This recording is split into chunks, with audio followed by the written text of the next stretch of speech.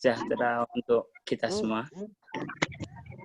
Kembali lagi bersama saya, Rangga Salisul Albab, perwakilan dari Sanggar Kinari Borobudur, selaku moderator untuk diskusi pada hari ini. Sebelumnya, terima kasih kepada tim penyelenggara yang telah memberikan kepercayaan kepada saya untuk memandu kegiatan diskusi pada siang hari ini mengenai meditation work pelaku wayang untuk new normal.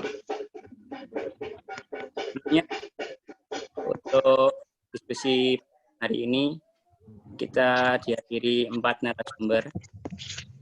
Yang pertama ada Bapak Eko Sunyoto dari Sanggar Kinari Borobudur dan ABCD. Kemudian ada Bapak Taufik Razen dari Lembaga Kebudayaan Indonesia. Ada Bapak Heru Mataya dari Mataya Art, dan ada Ibu Dahlia Putras dari Jogja Walking. Dan tak juga lupa kepada teman-teman yang telah berpartisipasi untuk mengikuti kegiatan diskusi pada siang hari ini. Sebelum penyampaian materi, saya akan menyampaikan beberapa ketentuan acara pada siang hari ini. Yang pertama, pemateri kami beri waktu 15 menit untuk menyampaikan materi. Kemudian, selama pemateri menyampaikan materi, tidak ada interupsi. Selanjutnya, setelah 4 menyampaikan materinya, akan dibuka sesi tanya jawab dan diskusi.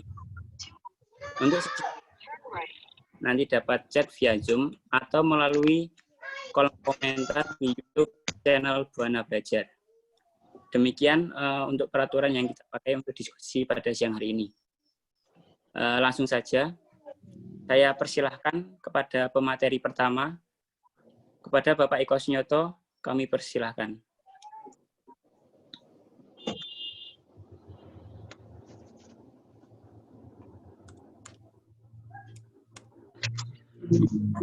Kepada Bapak Eko Sunyoto.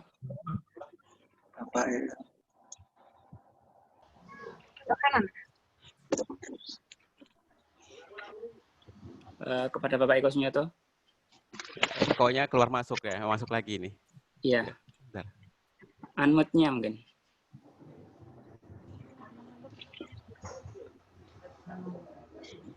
Ya, kita tunggu sebentar.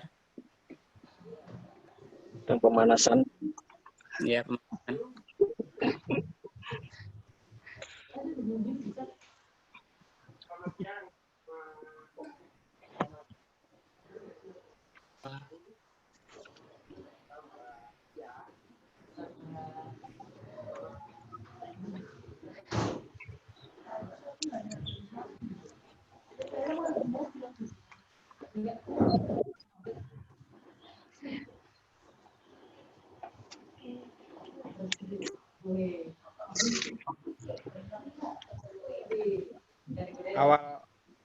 Sebuah awal untuk mengembalikan kembali apa yang telah dilakukan selama 2 tahun kemarin, yaitu 2018 dan 2019, di mana meditation work atau laku wayang itu masuk dalam rangkaian Wut Wayang W. Artinya di bulan November itu ada bulan wayang. Saya bersama dengan rekan-rekan pelaku seni yang ada di Borobudur dan sekitarnya, awalnya adalah meditation work itu digunakan untuk pengenalan wayang, mengenalkan wayang kepada generasi muda. Sebenarnya ini adalah sebuah perjalanan hening-henung-heneng. Proses perwayangan itu dimulai dari Purwo, Madyo, lan Wusono. Artinya kita akan mulai dari awal, kemudian perjalanan dan akhir. Jadi proses sebuah kelahiran, kemudian menjalani hidup, dan nanti akan berakhirnya sebuah kehidupan. Oleh karena itu, meditation work itu menjadi sangat penting ketika dikombin atau dikolaborasikan dengan yang lain. Artinya meditation work ini berhubungan dengan wayang. Utamanya untuk generasi muda, untuk anak-anak. Utamanya adalah visi misinya adalah untuk pengenalan wayang. Kondisi yang 2 tahun berlangsung, 2018 dan 2019 itu,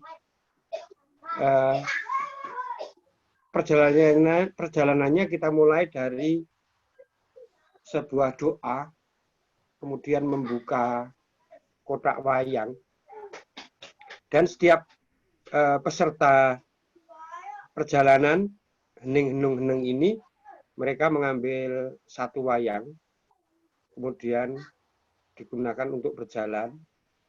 Jumlah awal dulu dari tahun 2018 dan 2019 berjumlah 108. Jadi kami menggunakan jumlah 108 dan bisa ditambah untuk seterusnya. Tetapi 2 tahun ini kami memakai 108 orang yang membawa wayang. Perjalanan dimulai awalnya tahun 2018 dimulai dari Museum Gunoroso yang ada di Pondok Tinggal. Kemudian kami berjalan menuju ke pelataran Candi Borobudur. Nah, sampai di pelataran Candi Borobudur, kami berdoa bersama dan kami pulang kembali jalan dan memasukkan wayang tersebut kembali ke kotaknya dan kami kunci, kami tutup dengan doa. Jadi diawali dengan doa, perjalanan doa, dan ditutup dengan doa. Itu kerjasama selama ini kami harus bekerjasama dengan Taman Wisata Candi Borobudur karena jalan untuk menuju ke candi itu di bawah Taman Wisata Candi Borobudur. Kemudian kami juga bekerjasama dengan Balai Konservasi Borobudur, yang dimana Balai Konservasi Borobudur ada Saka dari Pramuka, Satuan Karya Pramuka, Saka Budaya, yang mereka juga belajar tentang Candi Borobudur dan konservasinya.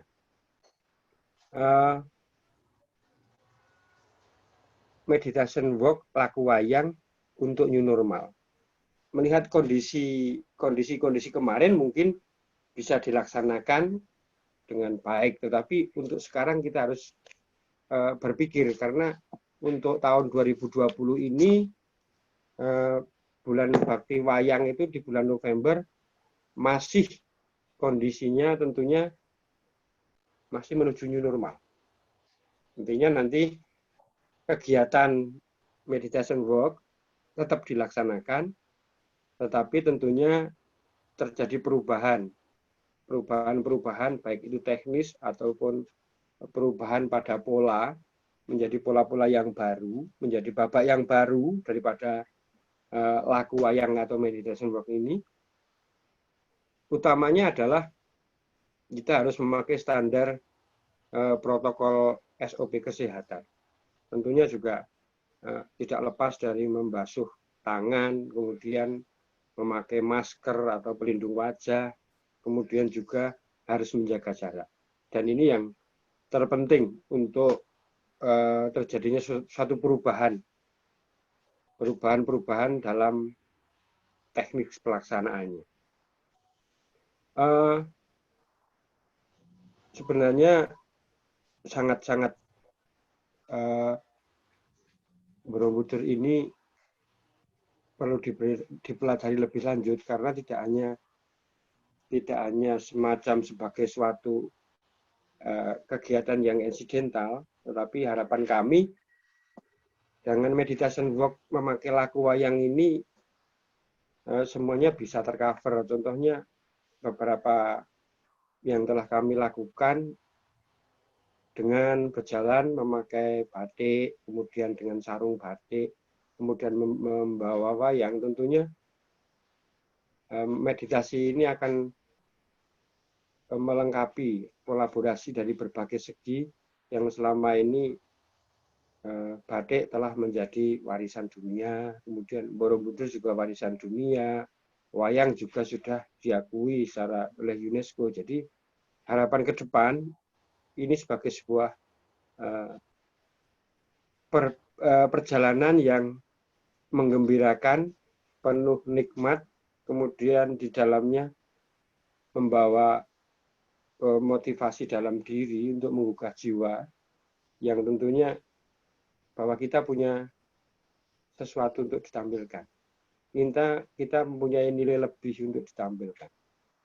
Jadi harapan kami ke depan untuk tahun 2020 kemungkinan untuk new normal ini kami akan tetap mengadakan perjalanan ini, namun dengan sistem protokol SOP kesehatan. Untuk sementara kemungkinan dari Bapak Taufik Razen, Mas Heru Mataya, dan Mbak Lia, yang tentunya harapan saya nanti akan mendukung kegiatan meditation work ini untuk berkembang lebih lanjut, dan nantinya tidak hanya murid ataupun siswa ataupun pelaku kesenian yang ada di sekitar Borobudur, kemudian ini bisa menjadi nilai lebih ketika ada promosinya, ketika bagaimana teknis yang baik, kemudian bagaimana kita menggairahkan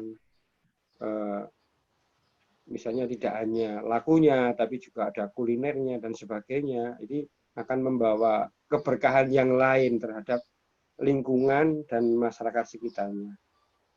Demikian Mas Rangga dari saya tentang meditation work atau laku wayang. Sebenarnya ini adalah sebagai sebuah misi untuk edukasi pengenalan wayang pada awalnya.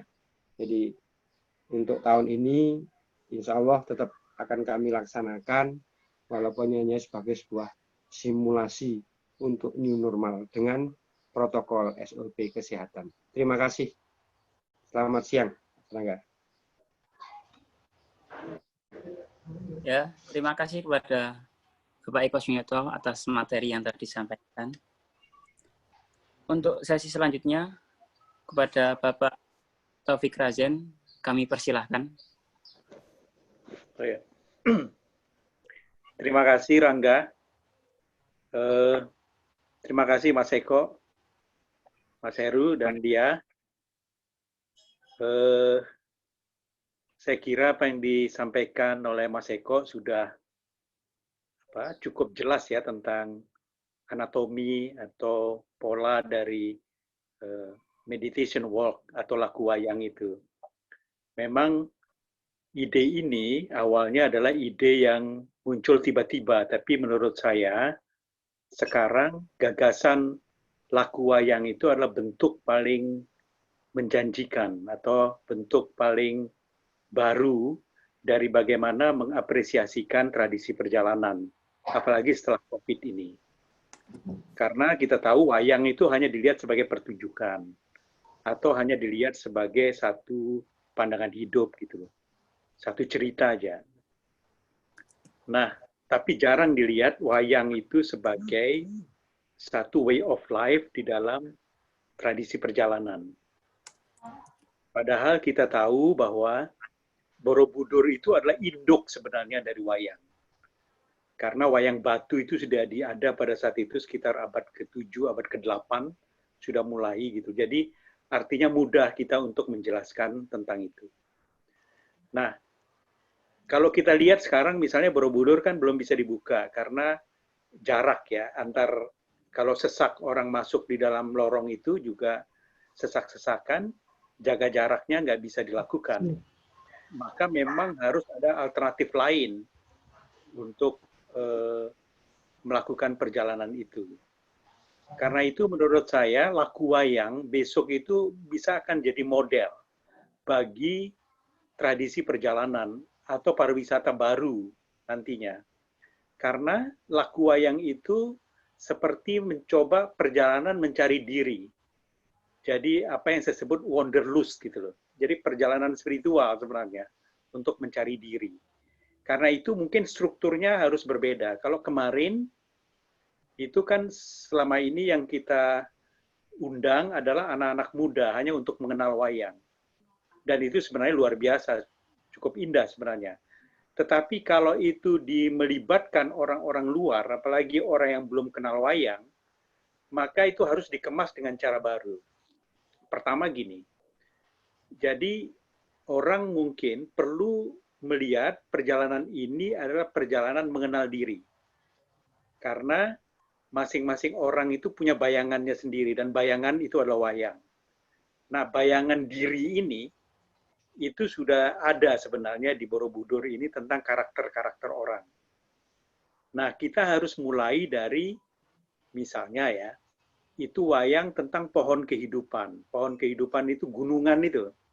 Jadi kalau kita bisa membuat berbagai jenis gunungan yang ada, yang sesuai dengan karakter orang, jadi karakternya kalau di dalam Borobudur itu gini, ada 9 jenis karakter dasar, 9.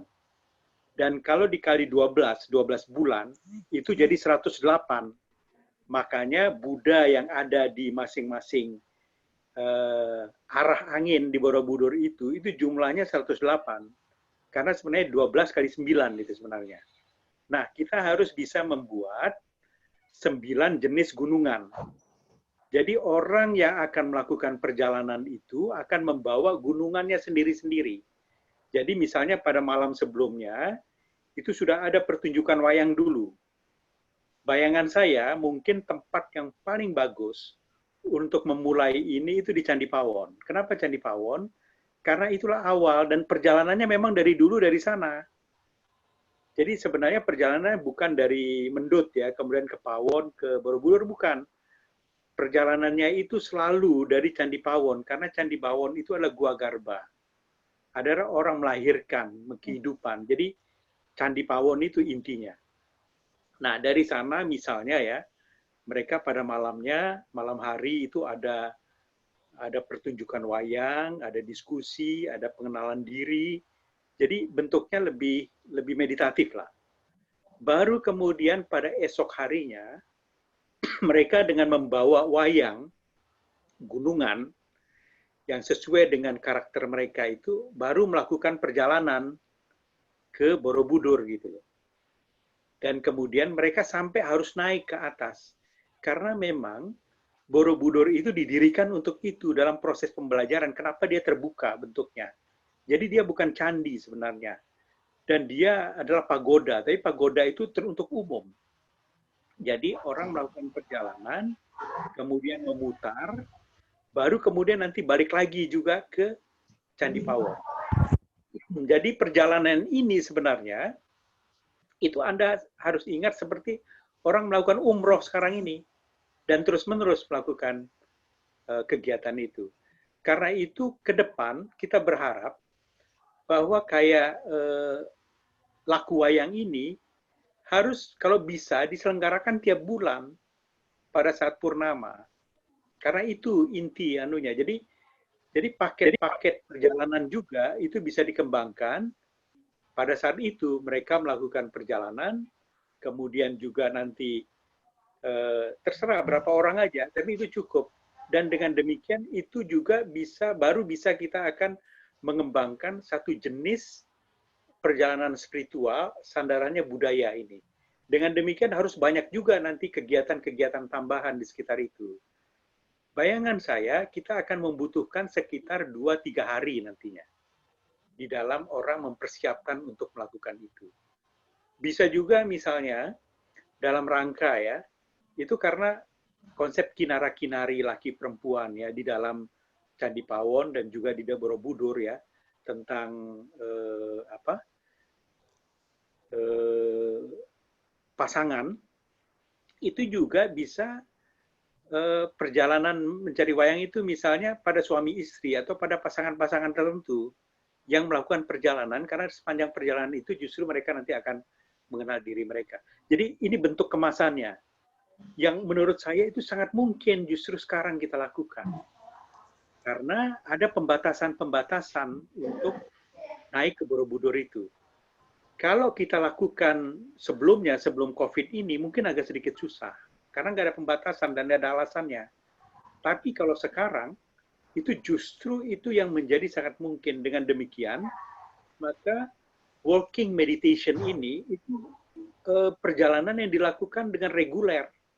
Terus-menerus. Ada 30 orang, silakan. Ada 40 orang, silakan. Tapi paling ideal itu 108 orang. Dan mereka terus-menerus untuk melakukan perjalanan itu. Jadi nanti selama 3 hari ini, misalnya ya, jadi mulai dari pertunjukan, ada pengetahuan, itu nanti akan menggambarkan. Kemarin itu ada webinar yang bagus sekali, yang dilakukan oleh Salim Lee ya, oleh seorang dia dari Australia, tapi kemudian kerjasama dengan perguruan tinggi Buddha di seluruhan. Dia memberikan data-data yang cukup lengkap tentang Borobudur. Jadi kalau itu bisa menjadi presentasi utama sebelum orang melakukan perjalanan ke Borobudur, itu indah sekali. Dan orang nggak akan bosan-bosan untuk mau datang terus-menerus ke sana. Saya kira ini tambahan saya mendukung sekali apa yang dilakukan oleh Eko, tetapi memang harus diperluas sekarang, harus jelas ininya apa, siapa kira-kira yang akan jadi sasaran ini. Nah, Mbak Lia itu yang bisa mengemas ini dengan melihat permintaan-permintaan atau kebutuhan-kebutuhan dari orang luar untuk melihat wayang. Jadi nanti harus ada kaitannya juga mereka mengalami atau mendengarkan itu gamelan utuh itu. Jadi mereka harus terlibat di dalam meditasi itu. Jadi gamelan itu sebenarnya meditasi suara. Kemudian wayang itu adalah meditasi diri ya. Dan kemudian perjalanan itu, itulah yang menjadi bagian dari ini. Jadi menurut saya nantinya orang akan berulang-ulang untuk datang karena setiap hari dia memperbarui diri. Dan memang konsepnya itu jarak. Memang saya kira apa yang pengalaman yang dilakukan oleh Mas Eko selama 2 tahun ini, perjalanan dari Museum Gunarasa ke sana dan bolak-balik untuk anak-anak saya kira cukup kuat. Saya kira juga untuk orang dewasa juga cukup bagus dan cukup untuk bisa melakukan itu sampai pulang pergi. Terima kasih, saya kira itu masukan dari saya. Saya balikin, Rangga. Terima kasih. Terima kasih kepada Bapak Taufik. Untuk selanjutnya, kami persilakan kepada Bapak Heru Mataya untuk menyampaikan paparannya. Kami persilakan.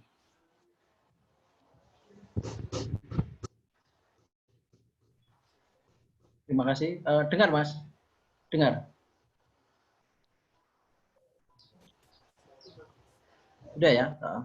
Terima kasih. Jadi, untuk acara ini memang saya sudah mendengar ya, pernah mengikuti melalui foto-foto maupun melalui apa yang disampaikan Mas Eko, kegiatan yang sudah berlangsung selama 2 kali ini. Artinya memang harapan kita memang pada bulan November nanti mau diadakan lagi, dan saya pikir memang dengan adanya adaptasi kebiasaan baru ini memang menjadi sesuatu yang mestinya akan menjadi bagian dalam pelaksanaan ini. Terus cuma saya memang punya selintas ide bahwa sebenarnya untuk meditation waktu mungkin tidak hanya dari satu desa menuju ke Candi Borobudur, tapi sebenarnya bisa saja kalau di Borobudur itu ada banyak desa ya, jadi tidak harus berkumpul dalam satu tempat mereka berjalan menuju ke Candi Borobudur, tapi sebenarnya bisa berangkat dari desanya masing-masing. Bisa berangkat dari desanya masing-masing menuju satu titik di Candi Borobudur. Jadi memang itu menurut saya ada sebuah pertemuan antar pesta-pesta dari berbagai desa terus langsung menuju dalam satu titik di Candi Borobudur. Itu mungkin bisa menjadi sebuah model juga, di samping mungkin ada yang dari Candi Pawon menuju ke Candi Borobudur, tapi mungkin bisa saja dari desa-desa mereka mungkin kalau 108 mungkin dibagi setiap desa mungkin berapa nanti langsung menuju satu titik di Candi Borobudur. Jadi itu ide selintas saya tentang penyelenggaraan ini. Di samping juga saya melihat bahwa acara ini sebenarnya banyak orang yang ketika saya ngobrol-ngobrol dengan banyak teman, ternyata memang mereka baru pertama kali mendengar ide ini dan mereka melihat bahwa ini sesuatu yang sebenarnya menarik dan bisa dikembangkan. Dan ternyata memang banyak teman-teman dari berbagai daerah, dari yang saya sampaikan ke mereka, dan mereka tertarik untuk mengikuti program ini. Jadi apakah peserta itu hanya 108 atau lebih? Kalau lebihnya itu berapa, nanti mungkin Pak Taufik bisa menjelaskan apakah 108 atau berapa. Karena kalau 108 jadi sangat terbatas sekali, sedangkan program ini sudah program yang sangat baik sekali ya. Jadi apakah mungkin itu lebih dari 108, lebihnya itu berapa dan sebagainya. Dan ini mungkin bisa menjadi pembahasan yang berkaitan dengan promosinya. Kalau ini saya yakin kalau ini dipromosikan dengan baik, saya yakin peserta akan banyak sekali dan mungkin dari berbagai daerah juga akan ikut. Mungkin dari teman-teman dari Prambanan atau mungkin candi-candi di lainnya itu juga akan ikut dalam acara ini.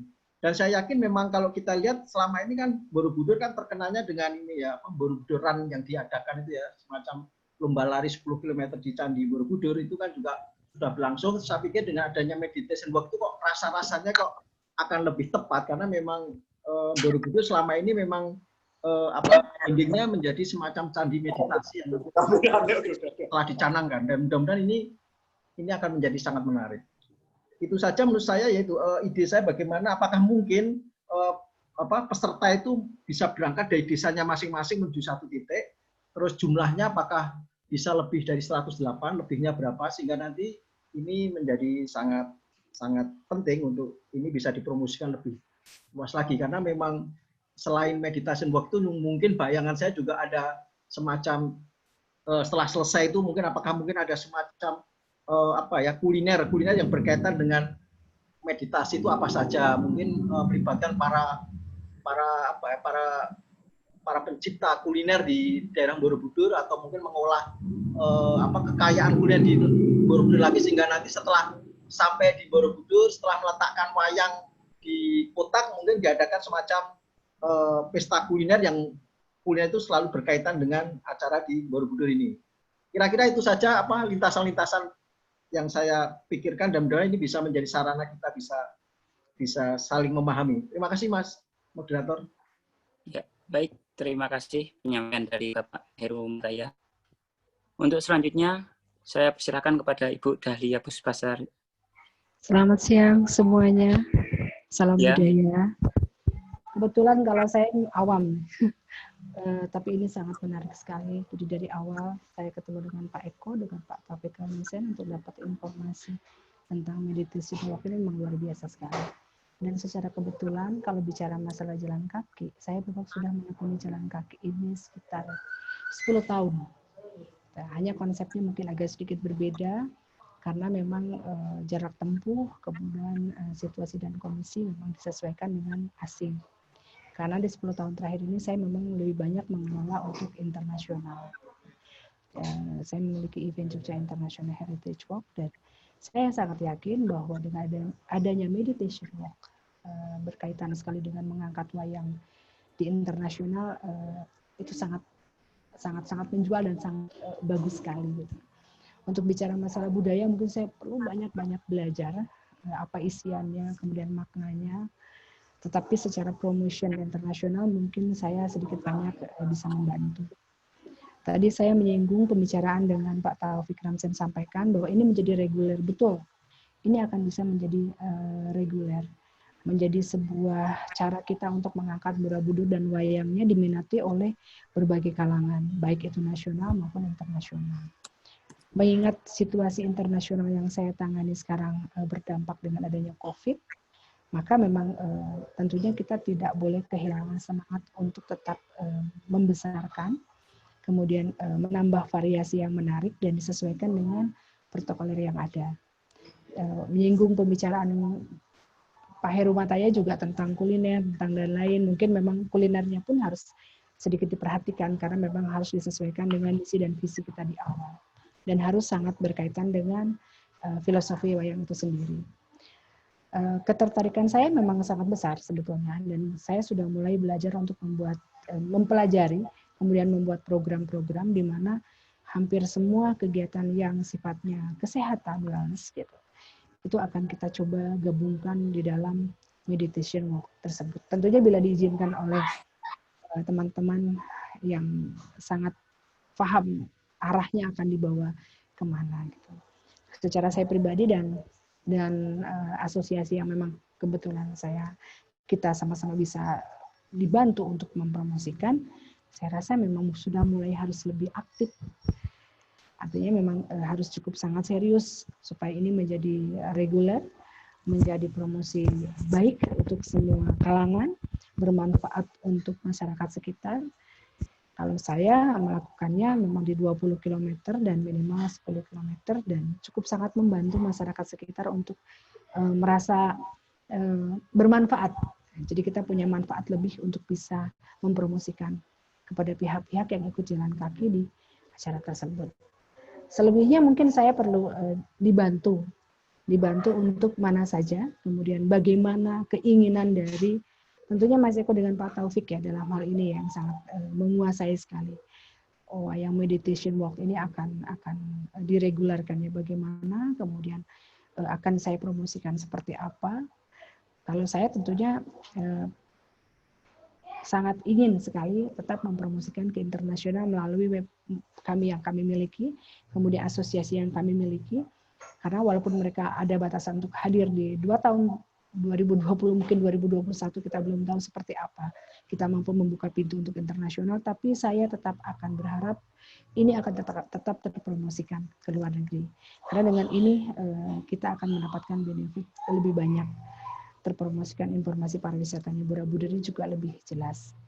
Mungkin seperti itu ya kalau tambahan dari saya, karena memang saya harus belajar banyak. Ini belajar sama Pak Eko sama Pak Taufik ini bagaimana sebaiknya untuk memberikan promosi-promosi yang bermanfaat, beredukasi, tidak menjenuhkan. Tentunya filosofinya harus saya pelajari ulang lagi. Demikian Mas Rangga, mungkin bisa didiskusikan dengan yang lain lagi. Baik, terima kasih untuk Ibu Dahlia. Untuk selanjutnya yaitu sesi tanya jawab dan diskusi. Sebelum masuk sesi tanya jawab dan diskusi, saya ada beberapa poin penting yang telah disampaikan oleh narasumber kami. Yang pertama dari Bapak Eko Sunyoto, penampilan meditation walk atau laku wayang tahun 2020 ini di bulan November masih di kondisi new normal, tetap dilaksanakan dengan perubahan teknis dan pola baru dalam wayang, utamanya harus sesuai standar protokol kesehatan. Kemudian penyampaian dari Bapak Taufik Razen, bentuk baru untuk mengapresiasikan perjalanan bahwa wayang sebagai model bagi tradisi perjalanan atau wisata baru dalam perjalanan mengenal diri. Perjalanan dimulai dari Candi Pawon sebagai awal perjalanan, dan kemudian esok harinya membawa wayang sesuai dengan karakter menuju Candi Borobudur. Kemudian poin dari Bapak Heru Mataya, ide selintas penyelenggaraan meditation walk tidak hanya satu desa menuju Borobudur, melainkan bisa melalui beberapa desa dan menjadi satu di titik Candi Borobudur. Serta jumlah peserta apakah bisa lebih dari 100 peserta, serta kuliner yang berhubungan dengan meditation walk. Dan untuk Ibu Dahlia, meditation walk dapat dipromosikan untuk meningkatkan pariwisata melalui web dan aplikasi dari tim Ibu Dahlia Puspasari. Kurang lebihnya seperti itu. Untuk selanjutnya, saya persilakan untuk diskusi dan tanya jawab. Monggo.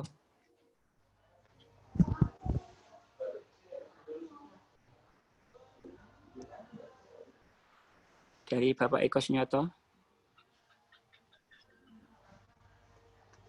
Ya, selamat siang dulu. Terima kasih Mbak Lia atas masukannya.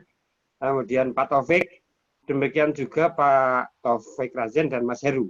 Sebenarnya awalnya memang betul dikatakan Pak Taufik itu sebuah ide tiba-tiba kemudian kami laksanakan karena bagian dari rangkaian buat Wayang W atau bulan bakti wayang di bulan November. Memang betul kata Mbak Lia, karena selama ini kami masih mencoba-coba tingkat lokal. Sebenarnya untuk sebuah perjalanan sangat banyak, Mbak. Kalau di Magelang itu ada tradisi-tradisi yang lain. Misalnya ada tradisi saparan, ada tradisi rejepan, kemudian ada tradisi muludan, yang itu, ataupun ada tradisi lagi yaitu nyadran kali, atau nyadran telompak, dan sebagainya. Jadi bisa dikombin bahwa laku atau perjalanan itu bisa dikombinasikan dengan apa yang ada di masyarakat. Karena di daerah kami banyak sekali masyarakat yang melakukan ritual, misalnya nyadran kali. Mereka harus dari dusun berjalan kurang lebih 5 km menuju ke sumber air. Kemudian di sana kenduri bersama, kemudian menari. Kalau di tempat saya, itu ada tarian soreng khusus yang digunakan untuk persembahan pada sumber air itu. Jadi kemudian di sana kenduri menikmati kesenian sebagai sebuah ritual, kemudian pulang kembali ke desa, kemudian seluruh masyarakat akan kenduri lagi. Jadi sebenarnya bisa, tinggal untuk promosi ke depannya. Ini kalau di sekitaran Borobudur, di sekitaran Kabupaten Magelang, terutama di tradisi-tradisi masyarakat petani di daerah pegunungan masih ada. Jadi banyak kegiatan yang setiap tahunnya itu bingar-bingar dengan kegiatan spiritual, dengan kegiatan aum tandur, aum panen, nyadran kali, rejepan, saparan, dan sebagainya. Dan ini masih sampai sekarang masih berlangsung. Tetapi maaf kemarin, bulan Maret kemarin, rame-ramenya pertunjukan harus putus dengan COVID kemarin. Ya, salah satunya itu, terima kasih juga Mas Heri, kemungkinan karena Borobudur itu ada beberapa balkon des yang jelas setiap desa punya balkon des. Jadi ada 20 balkon des yang bisa menuju ke Candi Borobudur. Ini adalah salah satu. Tentunya itu sebenarnya, tetapi kalau dalam satu sisi, kenapa saya wayang? Karena seperti dikatakan Pak Taufik tadi, ada simbol dari diri kita, bayangan dari diri kita. Jadi setiap wayang tentunya setiap orang akan memilih tokoh apa yang disenanginya. Nah, seperti itu. Kemudian ini akan dari segi wayangnya, kemungkinan pengrajin juga bisa membuat wayang dan terjual wayangnya. Kemudian dari segi kulinernya dan sebagainya. Nah, ini harapan kami ke depan itu berkait terhadap semuanya. Sementara itu Mas Rangga, tambahan dari saya, kemungkinan ada pertanyaan-pertanyaan yang lain dari yang lainnya. Baik, terima kasih. Untuk selanjutnya, apakah ada tanggapan dari Bapak Taufik Razen, Bapak Herumataya, atau Ibu Dahlia?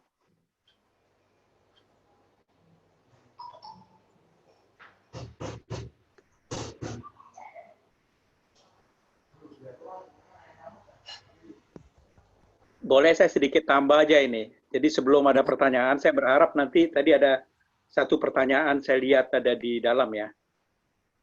Pertama gini, muncul respons meditation walk itu sebenarnya memang tiba-tiba waktu itu, karena kita penasaran kenapa kalau orang ikut lari, ya, Borobudur Marathon itu kok banyak sekali, besar sekali.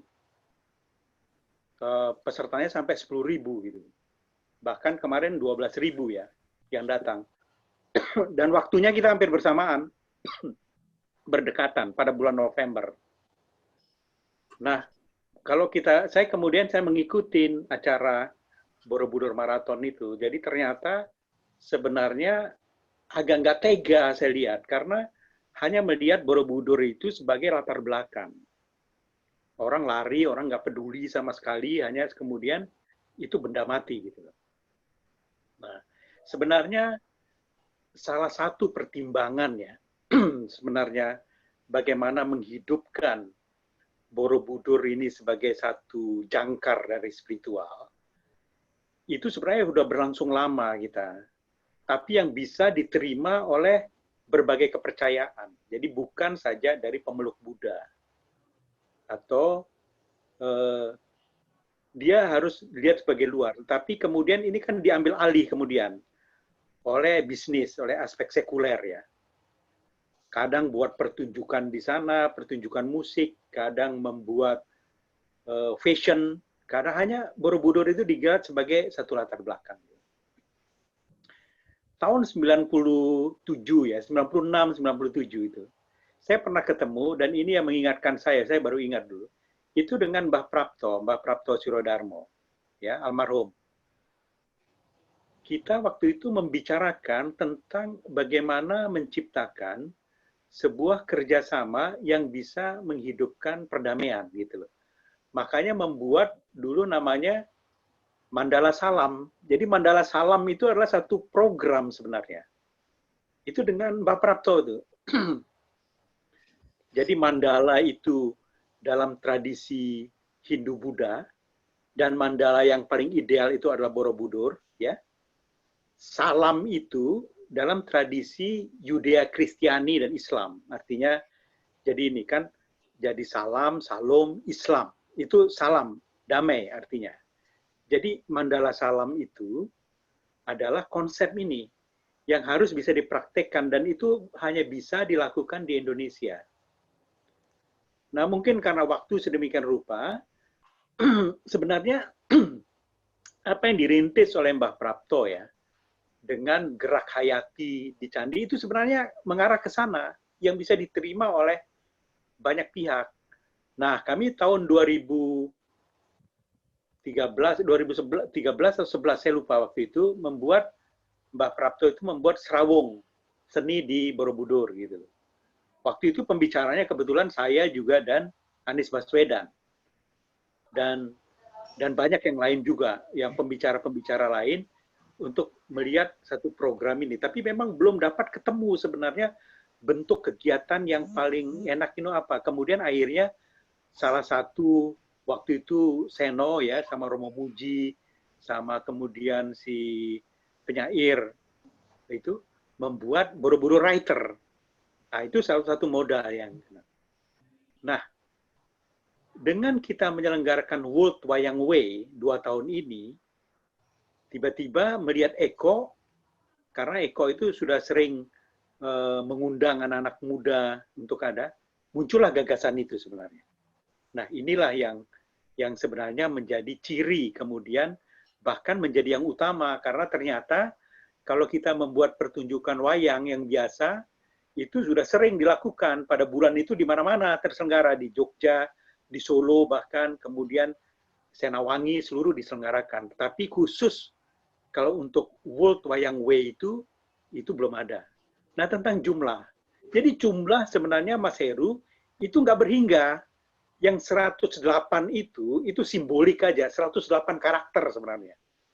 Jadi itu ada cerita ya, di Gandayuha itu yang paling utama di Borobudur, itu perjalanan mencari diri. Jadi dia ketemu dengan 54 orang yang berbeda-beda, berbeda agama, berbeda, semuanya berbeda, ada 24 semuanya.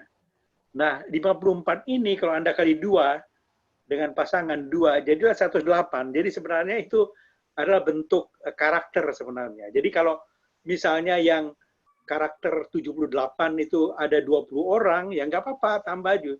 Maksud 108 itu adalah patokan memang sengaja dibuat untuk untuk melihat bahwa perjalanan ini memang ada aturannya, ada upacaranya. Jadi bisa juga misalnya malam sebelumnya diselenggarakan di desa-desa yang lain acara-acaranya, misalnya pertunjukan wayangnya, kemudian gamelannya, kemudian ruatannya, bisa di desa lain kita pindah-pindah keliling Borobudur, kan balkondes itu bisa diselenggarakan di sana. Tetapi kalau ini sebagai satu perjalanan upacara, memang harus ada aturannya, ada ritual, ada dasarnya, dan memang kita bentuk aja.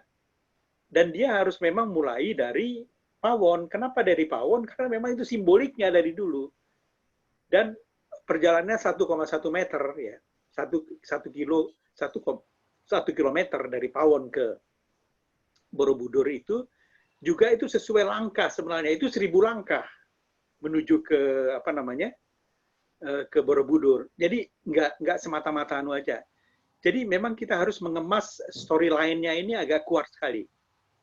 Itu Mas Heru. Jadi bebas memang bisa misalnya malamnya diselenggarakan di semua desa anunya, tetapi begitu perjalanan pagi itu harus dari Pawon, karena dari Pawon lah itu gunungan itu ada, dan gunungan diri, dan inilah yang kita tawarkan nanti ke para pejalan sebenarnya, kan kemasannya ini yang penting. Kemasan, bagian nanti Mbak Lia itu bisa ngecek, tertarik nggak orang dengan jenis perjalanan seperti ini gitu loh. Banyak perjalanan-perjalanan di dunia ya, saya kira yang paling terkenal itu kan perjalanan dari, aduh lupa saya itu, Santiago, itu yang berhari-hari mereka melakukan perjalanan dari Perancis itu sampai dengan Spanyol. Santiago de apa? Lupa saya. Itu berhari-hari melakukan jalan kaki. Dan itu ribuan orang, ratusan ribu orang setiap tahun melakukan perjalanan panjang itu. Padahal itu cerita yang terkait dengan perang salib saja sebenarnya pada saat itu. Tetapi dikemas sedemikian rupa dan hadir di beberapa tempat ini. Nah, pola ini sebenarnya yang ingin diciptakan di Borobudur itu.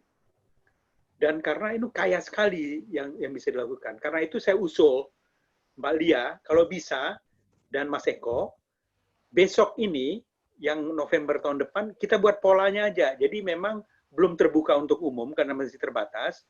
Kita buat pola dan kita buat aturannya, paketnya. Kalau sekalian dengan modul anunya apa, gambarnya, fotonya, kemudian buat jenis gunungannya, jadi bukan wayang aja. Ada pertanyaan saya lihat di ini, pertanyaannya adalah, apakah ini adalah pencarian jati diri? Memang ada cerita Bima Swarga ya, Bima Ruci ya. Bima Ruci, kemudian Dewa Ruci, itu upaya pencarian diri. Bisa juga itu akan dijadikan sebagai pertunjukan wayangnya. Dan dalam semalam misalnya nanti, malam sebelum acara berlangsung, bisa pertunjukan wayang di beberapa tempat, di beberapa desa. Sehingga selama itu terjadi, betul-betul Borobudur hidup lagi. Saya kira ini tambahan saya. Saya berharap ada respons dari beberapa teman, terutama masalah teknis. Terima kasih, Rangga, saya kembalikan. Baik, terima kasih Bapak Taufik. Untuk selanjutnya ada tanggapan dari Bapak Heru Mataya atau Ibu Dahlia. Kami persilahkan. Mungkin kalau boleh dari saya dulu, Mas Rangga, Pak Heru. Ya, silakan, Bu Dahlia. Baik, terima kasih. Betul sekali Pak Taufik Ramzan yang Bapak sampaikan di Sala Santiago itu sebetulnya menjadi basic awal International Immersion League yang sekarang asosiasinya memang sedang kita garap bersama-sama untuk Indonesia. Berhari-hari sampai 4 hari berjalan dan diikuti oleh 2 juta pejalan kaki. Itu sebetulnya menjadi salah satu proyeksi kita ke depan bagaimana meditation walk ini mampu dikenal oleh mereka dan mereka bisa reguler berkunjung atau di event besarnya mereka bisa hadir bersama untuk mengikuti kegiatan. Dan memang bahasannya kemarin adalah ternyata berjalan kaki itu di luar pemahaman saya secara filosofi, memang jalan kaki itu ada teknik-teknik tertentu yang membuat orang menjadi sehat gitu. Salah satunya adalah pejalan kaki kami usia 70 tahun aja kami masih berjalan 160 km gitu, yang dilakukan di berbagai negara. Apalagi yang memiliki meditation walk yang nilai filosofinya tinggi, kemudian menjadi salah satu hal heritage yang luar biasa, berlatar belakang pada Borobudur yang demikian megahnya. Saya rasa memang itu menjadi salah satu paket yang menarik. Tetapi untuk skala nasional sendiri, pengetahuan untuk berjalan kaki kan memang belum mereka pahami. Masalah sekarang yang kita hadapi kan memang new normal ya. Semuanya harus beradaptasi kepada social distancing, kemudian kebersihan dan lain-lain. Tentunya fokusnya kita sekarang adalah untuk bagaimana mereka merasa secara nasional pun aman untuk bisa ikut. Saya senang sekali tadi mendengar Pak Taufik Ramzan sampaikan bahwa ini tidak berbatas. Artinya tidak harus 108, mungkin bisa 5 kali kelipatan, lebih bagus lagi misalnya bisa 20 kali, 30 kali kelipatan untuk bisa dikunjungi sehingga mereka mendapatkan benefit kesehatan. Jadi kalau meditation walk yang Pak Taufik dan Pak Eko lakukan secara filosofi, itu mungkin kembali kepada mengisi ruh ya, gitu, mengisi sesuatu di dalam diri kita untuk bisa lebih merenung dan mengetahui tujuan hidup dari awal hingga kematian. Sedangkan di jalan kaki yang kami tekuni selama ini memang ada miracle walking namanya, bagaimana orang berjalan sekian kilometer itu mampu mengembalikan kembali metabolisme tubuh dengan baik, bahkan mengurangi berbagai penyakit. Jadi kalau saya diizinkan ini sekarang di diskusi ini, saya akan membuat program meditation itu dalam bentuk kesehatan, dalam bentuk wellness. Dan bolehkah kiranya itu ditambahkan dengan kegiatan-kegiatan yang sifatnya di luar berjalan kaki. Tadi kan masukan dari Pak Heru kita bicara masalah kuliner, gitu. Kemudian bicara masalah berjalan kaki di setiap desa, kemudian ada festival-festival menarik di dalamnya, sehingga orang interest. Bolehkah saya menambahkan dengan kegiatan-kegiatan yang sifatnya sedikit agak berbeda, tetapi memiliki bobot yang sama. Di sini kan ada Mbak Lia ya, Mbak Lia lain yang di Ekoprint, kita mungkin bisa tentang herbal. Selamat siang nih Mbak Lia kalau mendengarkan dan ikut bersama-sama. Kemudian ada salah satu teman kami juga di Miracle Walking, yang mereka secara medicine memang dibuktikan berjalan kaki itu memiliki efek yang sangat baik. Di sini ada Mbak Christian, mungkin ya yang bisa nge-jazz gitu, jadi bisa lebih suasananya lebih enak gitu. Itu gambaran saya loh Pak, tapi kalau diizinkan, jadi suasananya mungkin menjualnya lengkap dan agak sedikit milenial mungkin. Kalau diizinkan loh, mohon maaf loh kalau ada hal-hal yang keliru. Mungkin bisa dilanjut dengan Pak Heru, mungkin beliau lebih paham untuk bagaimana memeriahkannya. Terima kasih Mas Rangga, selamat siang. Ya, terima kasih Ibu Dahlia. Sebelum kita lanjut ke Bapak Heru Mataya, saya persilakan untuk teman-teman yang berpartisipasi dalam diskusi ini bisa bertanya atau memberikan saran melalui chat via Zoom dan nanti akan saya sampaikan kepada narasumber. Untuk selanjutnya, Bapak Heru, ada tanggapan, monggo, saya persilahkan. Ya, terima kasih. Jadi memang tadi benar yang disampaikan Pak Taufik, jadi mungkin memang pada hari hanya itu memang meditation walk itu dari mana? Dari Candi Pawon menuju Candi Borobudur itu memang itu satu rangkaian acara yang memang sudah terkonsep seperti itu. Jadi mungkin tambahan-tambahan acara yang lainnya, misalnya tadi mungkin bisa H-1, H-2 yang diadakan di desa-desa, artinya tentang pesta kulinernya, terus juga nanti ada workshop-workshop yang berkaitan dengan kerajinan dan sebagainya, itu mungkin H-1 yang memang itu melibatkan masyarakat desa. Jadi memang selama ini saya lihat memang di Candi Borobudur itu kalau ada acara maraton Borobudur itu memang keterlibatannya memang mereka hanya menjadi penonton ya. Saya lihat menjadi penonton. Ada yang memang tampil berkesenian, tapi rata-rata menjadi penonton dari sebuah maraton itu. Kita harapkan memang meditation walk itu memang mungkin juga itu eranya era new normalnya, harapan saya memang masyarakat itu bisa terlibat aktif di dalam meditation walk itu. Masyarakat Borobudur secara keseluruhan. Jadi keterlibatannya mungkin bisa dimulai Hamin pelaksanaan itu atau H-1, H-2 yang memang di desa-desa itu pada malam harinya sebelum besok pagi itu malam harinya mereka mengadakan banyak kegiatan-kegiatan di semua desa di Candi Borobudur untuk menyambut meditation walk untuk besok paginya. Dan di sini saya lihat ada Mas Galih juga bisa bicara tentang healingnya juga. Nanti saya pikir moderator bisa mempersilahkan beberapa teman-teman yang ikut dalam Zoom ini untuk bisa bicara juga. Karena Mas Galih juga anaknya Mbah Prapto Surya Darmo ini juga mungkin bisa menyampaikan tentang selama ini healingnya itu juga rasanya kok pas untuk program seperti ini. Juga ada Mbak Cemplon juga mungkin juga bisa bicara juga tentang selama ini pergerakannya di desa yang selama ini dilakukan juga. Jadi ini saya pikir memang saatnya meditation walk itu melibatkan masyarakat secara keseluruhan, tapi acara puncaknya itu memang sudah dikonsep dari Candi Pawon ke Candi Borobudur. Begitu Mas moderator, mungkin bisa yang lainnya bisa urun rembuk biar tambah memperkaya sore hari ini. Baik, terima kasih Bapak Heru Mataya. Sebelumnya Bapak Heru, ini ada pertanyaan dari Mbak Maria Agnes. Pertanyaannya untuk Bapak Heru Mataya, jika meditation work akan dilaksanakan secara rutin, apakah memungkinkan bagi meditation work ini untuk selalu dipasangkan dengan tema lain yang sedang booming? Monggo untuk Bapak Heru. Mungkin bukan saya, mungkin bisa menjawab Mas Eko atau Pak Taufik Rasen mungkin pertanyaan. Oh, baik. Kepada Bapak Eko atau Bapak Taufik bisa membantu untuk menyampaikan pendapatnya. Bapak Eko? Ya, terima kasih Rangga. Ada juga pertanyaan tadi di chatting bahwa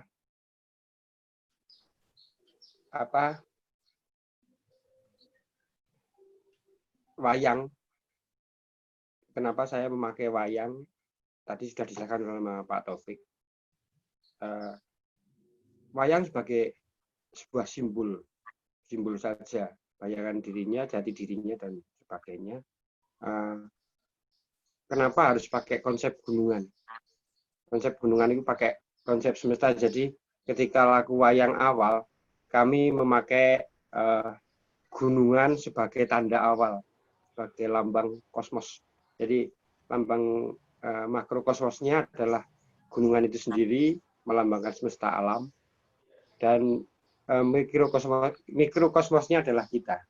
Jadi kenapa harus memakai wayang? Kenapa ada penokohan-penokohan yang lain? Sebenarnya baik buruk, dan misalnya kemarin itu siapa yang jatah dapat buto, siapa yang jatah dapat cakil, siapa yang dapat jadi pendowo, tidak terlalu saya pikirkan waktu itu. Jadi penokohannya belum saya pikirkan ketika 2 tahun ini berlangsung.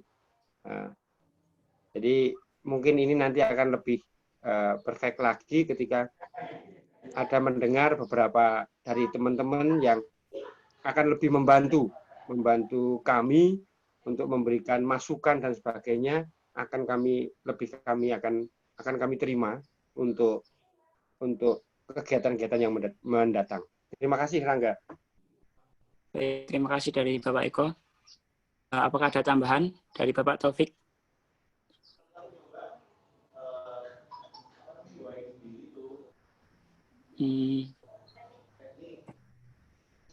Yang lain dulu. Tidak apa-apa. Oh, baiklah. Terus cukup. Saya kira sudah cukup tadi. Baik, untuk selanjutnya ya, bicara dulu. Ada pertanyaan dari Alfon Tizo. Semesta adalah frekuensi, seperti yang pernah dijabarkan oleh Nikola Tesla dan string theory oleh Mendelssohn. Apakah bisa kita bermeditasi dengan benar tanpa mengetahui soal ilmu frekuensi dan ilmu akustika? Baiklah, itu ada pertanyaan. Monggo saya persilakan untuk dijawab dari beberapa narasumber. Jelas apa tadi anunya? Boleh ulangi lagi? Pertanyaannya, semesta adalah frekuensi, seperti yang pernah dijabarkan oleh Nikola Tesla dan string theory oleh Mendelssohn. Apakah bisa kita bermeditasi dengan benar tanpa mengetahui soal ilmu frekuensi dan ilmu akustika? Seperti itu, Bapak. Oke. Baik. Sedikit aja. Saya kira justru ini halo? Halo? Bisa didengar ya? Ya, bisa, Bapak. Ya, mudah-mudahan kita diskusinya nggak usah sampai terlalu jauh ke sana. Tapi justru ini nanti yang bisa memancing menjadi alternatif ya. Tentang itu saya kira pertanyaannya itu adalah apakah kosmologi ya yang berkembang sekarang ini itu cukup untuk menjadi daya tarik orang melakukan perjalanan ke sana. Jadi justru itulah kenapa kita ingin memulainya dari Candi Pawon. Candi Pawon itu bicara tentang satu kosmologi. Jadi kalau Anda bicara tadi tentang Tesla, kemudian tentang ini, itu salah satu pandangan aja itu tentang superstring, Unified Theory, JUT ya, General Unified Theory dari Einstein, kemudian superstring berkembang, dark matter, dark energy dan seterusnya, itu teori semuanya, masih teori. Nah, salah satu konsep penting sebenarnya yang ada di Borobudur itu dan Candi Pawon itu adalah kelahiran kembali. Jadi konsep tentang sedulur papat lima pancer itu pandangan kosmologis itu. Jadi sedulur papat itu 4 saudara. Kalau di situ kan hanya dikatakan misalnya Kawang Kakak, kemudian Ari-ari, kemudian Darah, dan kemudian Pusar. Nah, kemudian baru cara pandang dan kosmologi ini. Nah, ini yang disebut sebagai kosmologi plasma. Nah, kosmologi plasma inilah salah satu yang diikuti oleh Tesla sebenarnya. Jadi sebenarnya masih terlalu jauh kalau melompat langsung ke Tesla, tetapi dari sudut kosmologi ini. Nah, kalau kita bisa menerangkan aspek-aspek ini, jadi nanti ada anak-anak milenial, the next milenial, generasi yang akan datang, itu akan bisa menjelaskan ini. Saya ingin melihat, saya pernah menulis, bisa lihat buku ini nggak? Ada kelihatan gambarnya nggak ya? Ini tentang Sadharma Pundarika ya. Inilah tentang satu teks yang dibuat pada abad pertama dulu, dan itu yang paling dekat dengan Borobudur, salah satu ya penjelasan. Nah, di situ juga dibicarakan misalnya saras tanam. Saras tanam itu tentang jenis tumbuh-tumbuhan atau jenis obat-obatan yang bisa menyelesaikan masalah wabah, meskipun itu simbolik, tapi juga ada yang bersifat otentik. Nah, program ini yang kita bisa tambahkan di sini. Saya setuju juga misalnya dengan Lia, apa program-program lain yang ada dalam bayangan saya. Nah, nantinya kegiatan ini mungkin Mas Heru bisa lakukan. Misalnya dari teman-teman yang ada di kendaraan VW itu, ya, Volkswagen, yang selama ini kan ada jaringannya. Jadi karnavalnya itu, para peserta itu naik karnaval itu, misalnya H-1 atau H-2 sebelumnya, dan mereka melakukan perjalanan keliling kawasan seluruh Borobudur itu. Jadi semua daerah di Borobudur itu terbagi, dan intinya adalah mereka melakukan karnaval bersama nanti melalui kendaraan. Saya kira karnaval melalui kendaraan sekarang itu yang paling mungkin. Dibandingkan karnaval jalan itu, yang sekarang itu sudah agak sulit sekarang. Orang udah nggak berani melakukannya. Tapi kalau karnaval kendaraan, dan itu masuk dalam paket kegiatan ya, dan keliling, dan itu saya kira akan menjadi salah satu. Hal lain misalnya, itu pengalaman untuk berkenalan dengan lingkungan sekitar melalui EcoPrint. Mbak Lia bisa melakukan satu program-program, saya kira kita sudah pernah melakukan ini berapa kali, di beberapa tempat kemarin, pernah di Candi Boko, kemudian di Banten misalnya. Pengalaman ini itu pasti mereka tertarik. Dan itulah pakaian yang dia gunakan selama melakukan perjalanan nantinya, meditation walk. Saya kira ini, dan memang kita harus merumuskan meditation walk ini dengan baik. Terima kasih, saya kira ini jawaban saya. Mas Rangga. Baik, terima kasih Bapak Taufik. Selanjutnya, apakah ada tanggapan lain? Saya Mas Rangga. Baik. Saya menanggapi dari Mas Alfonso Tio tadi tentang frekuensi, tentang tuning dan sebagainya. Di sini Mas Galih Nagasena, Mas Galih Putro Mbah Prapto, selamat datang. Mungkin bisa bergabung dengan kami. Ini ada pertanyaan dari teman kami. Mas Galih setiap harinya sangat berhubungan dengan bunyi dan frekuensi. Dan kemungkinan dengan bunyi dan frekuensi itu bisa juga sebagai bentuk meditasi dan bisa digunakan untuk yoga. Mohon Mas Galih untuk memberikan masukan kepada kami, kemungkinan apa atau musiknya bagaimana. Dan tadi ada pertanyaan yang dari teman saya, Mas Doni, tentang bagaimana frekuensi dan semesta tadi. Mas Galih yang selama ini banyak berhubungan dengan musik, mohon masukannya, Mas. Matur nuwun, Mas. Baik, terima kasih. Monggo. Saya persilahkan kepada Mas Galih. Halo, Mas Galih. semuanya. Selamat siang. Selamat siang, Mas Galih. Ya, ya terima kasih, Mas Rangga. Selamat siang. Pak Taufik Razen, Mas Heru Mataya, Mbak Dahlia, Mas Eko. Ya, saya mempunyai program dan ini berjalan seminggu 2 kali sebetulnya. Jadi saya membuat sesi virtual sound meditation.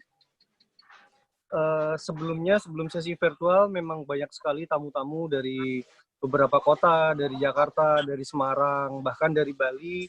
Mereka ingin mendapatkan sensasi dari frekuensi suara yang mereka percayai dari getaran suara mampu membuat tubuh menjadi rileks.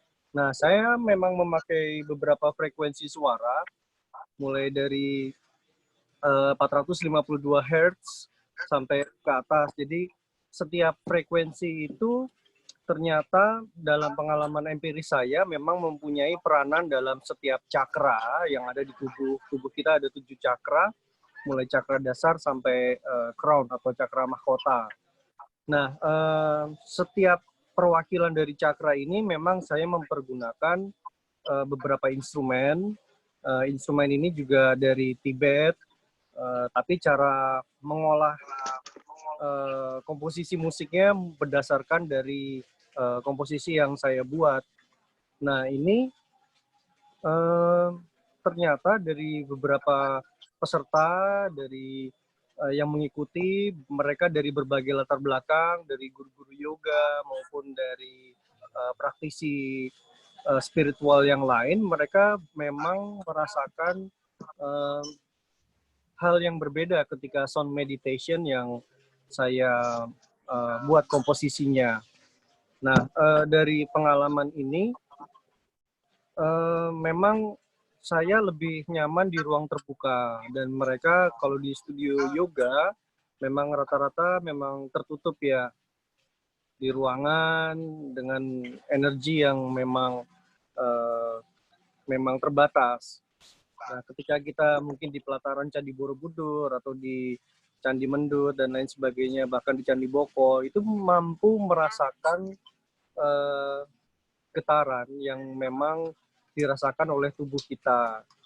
Sebetulnya ini sangat sederhana sekali kalau memang sudah tahu toknya dalam meditasi. Nah, dari almarhum bapak saya juga belajar vipassana atau meditasi gerak yang mulai berjalan, kemudian bagaimana kita menikmati perilaku kita keseharian sampai kepada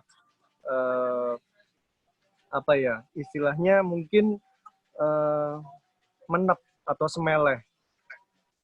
Nah, bagaimana tubuh kita mempunyai selaras dengan yang tadi mungkin frekuensi alam, frekuensi mungkin teknologi yang sekarang, bagaimana menyelaraskan tubuh kita mencuning dengan selarasnya, itu dengan cara semeleh sebetulnya. Nah, saya saya melalui media musik ini, sound meditation, itu sebetulnya adalah untuk membantu kita menselaraskan diri dengan antara alam, antara manusia dengan manusia, juga manusia dengan alam. Nah, dengan meditasi gerak vipassana ini juga mampu merefleksikan tubuh kita untuk selaras sebetulnya. Kira-kira itu yang mungkin bisa saya sampaikan siang hari ini. Terima kasih Mas Rangga. Baik, terima kasih. Selanjutnya, apakah ada tanggapan sebelum masuk ke sesi pertanyaan? Boleh saya sedikit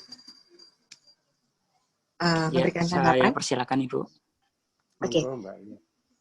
Selamat siang Pak Taufik, selamat siang Mas Heru, Mbak Lia, PS Mbak Lia juga buat teman-teman yang lainnya. Sedikit menanggapi tentang tadi Mas Galih tentang bagaimana bermeditasi, baik itu secara musik ataupun secara lagu. Kebetulan saya salah satu pelaku eco printer yang saat ini memang sedang booming seperti itu. Memang kondisinya beberapa waktu yang lalu di saat ada lagu wayang itu Pak Taufik sempat memberikan satu masukan bagaimana kalau ini dikombinasikan ataupun dikolaborasikan. Cuma karena waktu akhirnya belum bisa terrealisasi, mungkin di lain waktu bisa gitu. Saya sebagai pelaku ekoprint di sini merasa bahwa kegiatan ekoprint itu sendiri juga bisa menjadi salah satu kegiatan meditatif gitu. Seperti tadi yang Mas Gali sempat utarakan bahwa meditasi dengan musik, meditasi dengan lagu seperti itu memang di dalam proses pembuatan ekoprint ini sendiri ada sedikit kegiatan meditatif yang bisa dilakukan. Dan di situ juga ada releasing, ada healing, karena kita juga berbaur dengan alam. Kita memakai sumber daya alam yang kita juga manfaatkan sebagai sebuah objek untuk kita hasilkan sebuah karya seperti itu. Jadi semuanya benar-benar menggali potensi alam yang sesungguhnya, dan disitulah kita menemukan jati diri yang sebenarnya gitu.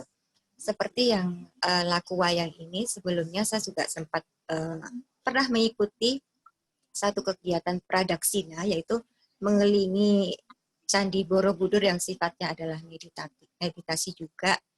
Dan memang walaupun hanya sekedar berjalan, tapi di situ kita merasakan ada sesuatu yang berbeda gitu, karena benar seperti yang Mas Gali bicarakan tadi, seperti mendep, meneng, itu membuat kita lebih plong, dan ada rongga di mana kita di situ bisa berolah rasa gitu. Jadi istilahnya suwung dalam artiannya di sini adalah mencoba untuk kita memberi ruang kepada diri kita untuk mencari jati diri kita sendiri.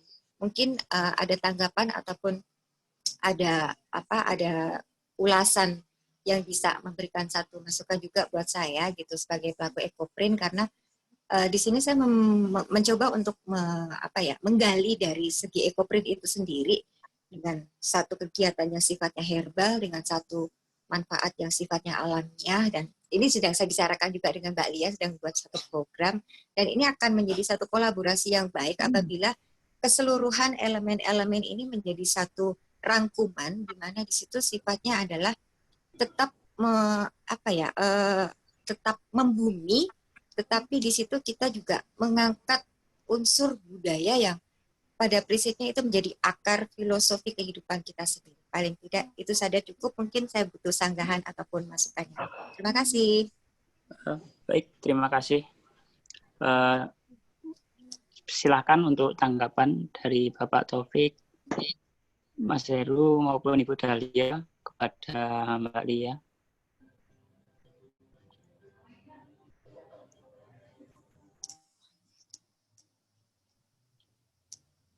Apakah ada?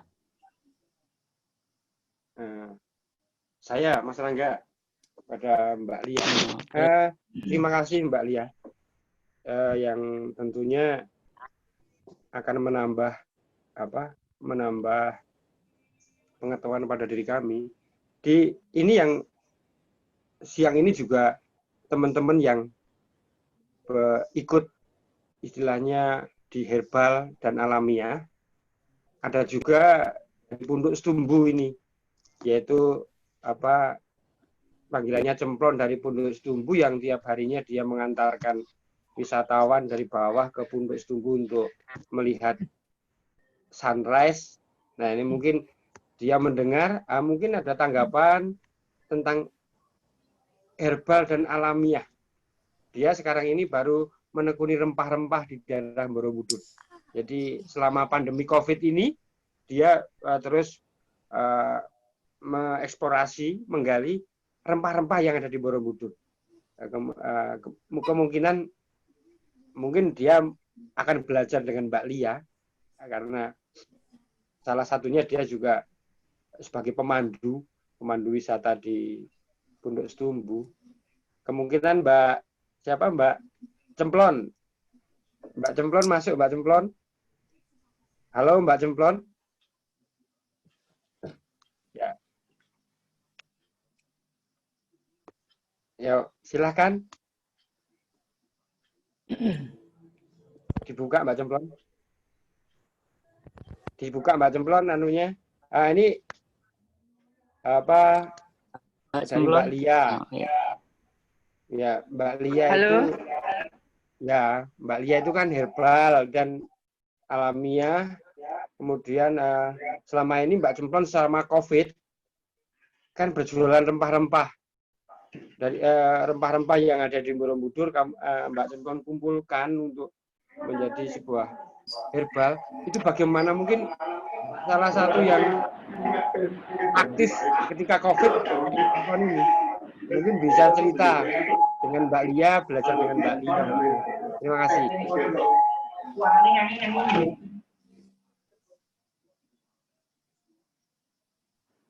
Halo. Sinyalnya ini agak susah. Halo semuanya. Maaf. Oke, Maaf. halo. Maaf Mbak Lia, Mas Heru. Sinyalnya di daerah sana agak susah mungkin. Ya, halo semuanya. Ya. Perkenalkan, Halo, nama Mbak saya Cemplon. Kebetulan di masa pandemi COVID-19 ini lebih ke apa ya? Karena pertama kali itu apa itu namanya jualan paketan wisata dan banyak yang di cancel. Makanya saya belajar untuk menggali tentang produksi tentang rempah-rempah karena di masa COVID-19 ini banyak banget yang membutuhkan tentang rempah-rempah tersebut. Nah, kurang lebih itu jarak dari 1,5 bulan itu bisa mencapai 12.000 yang terjual. Padahal di modal awal itu kurang lebih 100 sampai 400.000. Dan sampai sekarang, makanya kan kemarin saya ngobrol-ngobrol dengan beberapa, ada Pak Taufik juga, koordinasi dengan Pak Taufik dan Pak Heru, bagaimana untuk rempah-rempah yang ada di Borobudur menjadi branding yang ada di Borobudur. Terutama pengen menggali tentang potensi tentang rempah-rempah dengan kearifan lokal dan menjadi wisata yang berkelanjutan. Nah, begitu, Pak. Ya. Terima kasih. Ini Mbak Cemplon, terima kasih atas usahanya menggali rempah-rempah, dan ini Mbak Lia kemungkinan kita bisa nantinya ketika ada meditation block ini sudah ada persiapan rempah-rempah yang Borobudur gitu loh. Jadi tinggal nanti bagaimana higienisnya dan bagaimana standar rempah-rempah yang bagaimana yang bisa di cara penyajiannya dan bagaimana cara nanti bisa Mbak Lia sebagai salah satu masukan untuk Mbak Lia untuk kedepannya. Terima kasih, Mas Rangga. Terima kasih. Oh, apakah ada tanggapan dari teman-teman yang lain?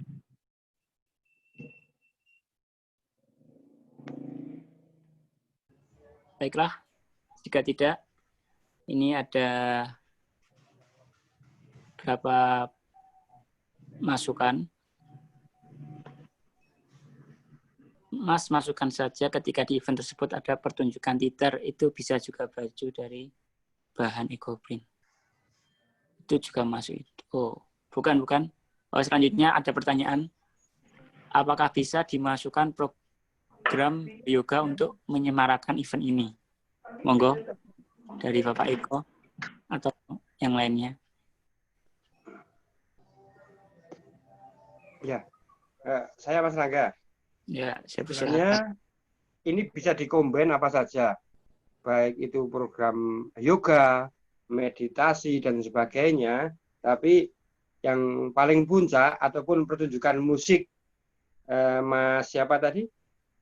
Ada dari Mas kelompoknya Mbak Kris, bisa dengan jazz Jawanya, kemudian melihat dari masukan dari Mas Galih Nagasena, itu kita bisa masukkan. Jadi semuanya sangat bisa, apalagi pakaian.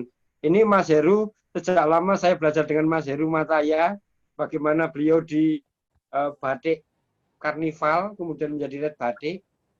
Ya, Mas Heru sangat tahu ini bagaimana apakah baju ekoprint itu bisa dimasukkan dalam event ini. Ya, tentunya sangat bisa. Nanti kita selaraskan, jadi akan semakin lengkap meditation work ini kalau dari berbagai pemikiran dan dari pemikiran dan dari berbagai masukan dari teman-teman semuanya dan daya dukung dari teman-teman semuanya ini akan semakin menambah bagaimana meditation work itu menjadi berkah untuk semuanya. Tidak hanya berkah keberlangsungannya, tapi juga berkah untuk sekarang, berkah untuk besok, dan berkah untuk selanjutnya. Jadi bagaimana kita berbagi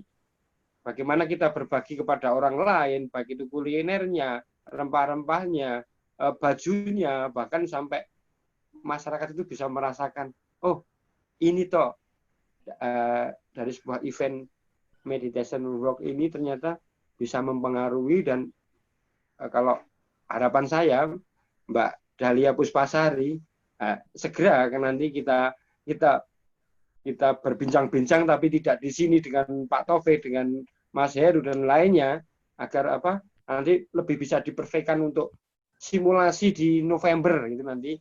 Mungkin dari teman-teman perkusi jazz Borobudur, ini bisa nanti kerja bareng sama kami, dan insya Allah nanti untuk simulasi di bulan November tetap akan kami lakukan.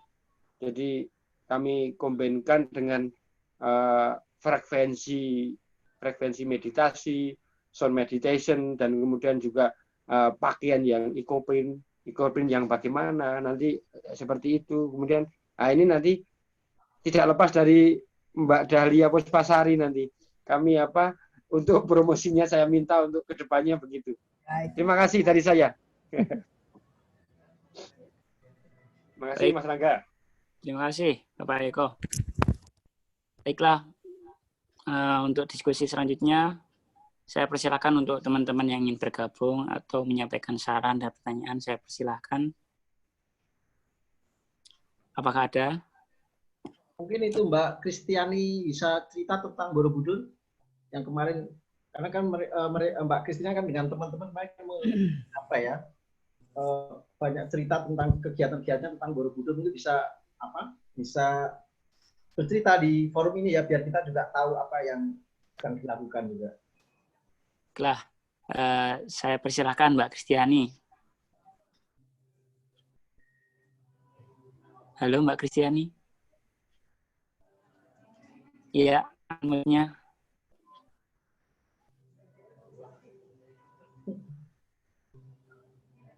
Ya, silakan Mbak. Halo, selamat siang semuanya. Siang. Tadi gimana Mas pertanyaannya lebih jelas? Mbak Kristiani bisa menceritakan tentang kegiatan-kegiatan yang dilaksanakan di Borobudur, seperti itu. Kalau saya sendiri pribadi sebenarnya produsen coklat Borobudur, coklat lokal Borobudur. Akan tetapi selama COVID ini kami dan teman-teman akustik musik membuat sesuatu karya yang kami gabungkan dengan beberapa kesenian tradisional di sini, termasuk membuat web yang satu dan kolaborasi teman-teman akustik musik dan dengan jazz, blues, dan lain-lain. Ada dikolaborasikan dengan gamelan.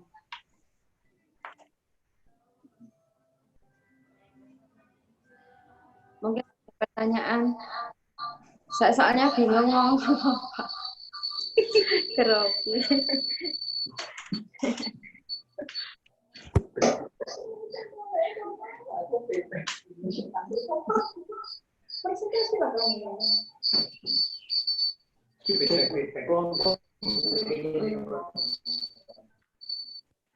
Halo Mbak Kristiani. Ya. Iya, Mas. Yang ingin disampaikan lagi Mbak Kristiani?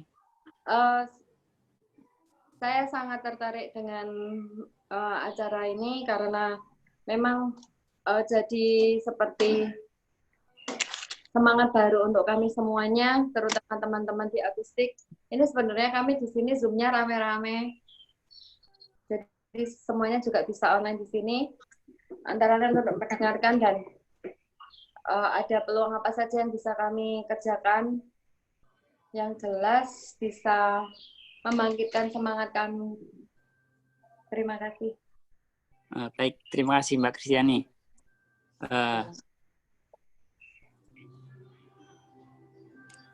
Mohon maaf, silakan untuk teman-teman yang lain.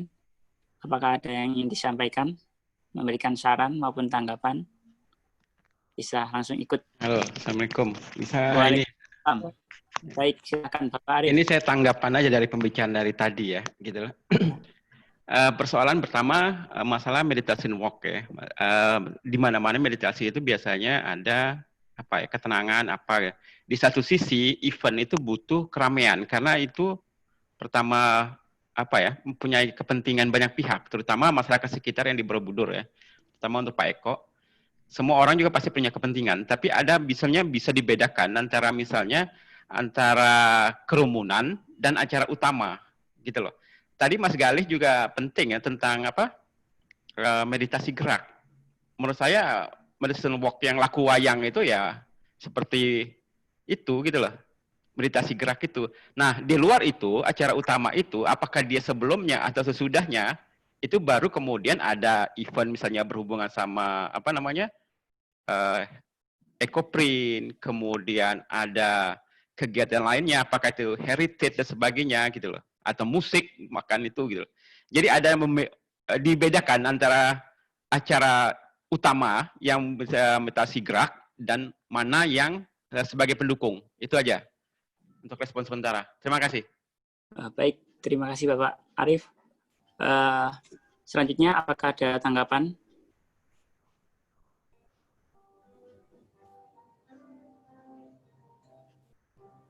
Monggo dari Bapak Taufik, Bapak Eko, maupun Bapak Heru.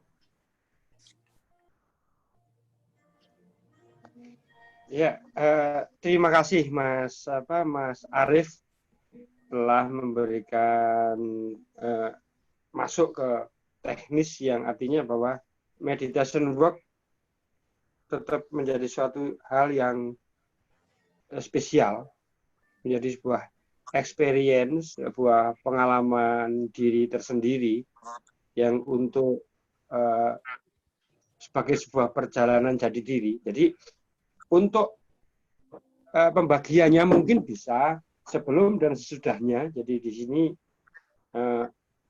untuk misalnya pertunjukan sebagai pendukungnya sangat bisa.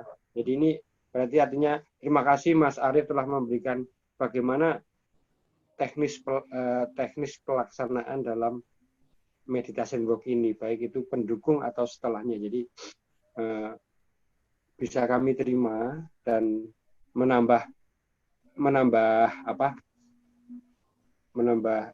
saya untuk lebih banyak berpikir lagi bagaimana itu menjadi sebuah perhelatan ataupun sebuah perjalanan yang betul-betul menggabungkan antara itu laku jiwa, lahir batin, bagaimana laku suwung, kita mencapai pada puncak hening, henung, dan heneng, lakunya itu sampai menep dan sumarah betul pada yang Maha Kuasa. Jadi ini titiknya. Untuk masalah yang lainnya mungkin ataupun ada tambahan-tambahan yang lain dari baik itu Mas Heru, Mbak Lia dan sebagainya, kemungkinan ini menurut saya adalah penting ketika sebuah diskusi karena tentunya kita semua mengalami ketidaksempurnaan. Jadi syukur di masa pandemi COVID ini saya terima kasih bisa bertatap muka walaupun tidak ketemu langsung. Mungkin nanti lain waktu kita akan bertemu langsung dengan Pak Taufik.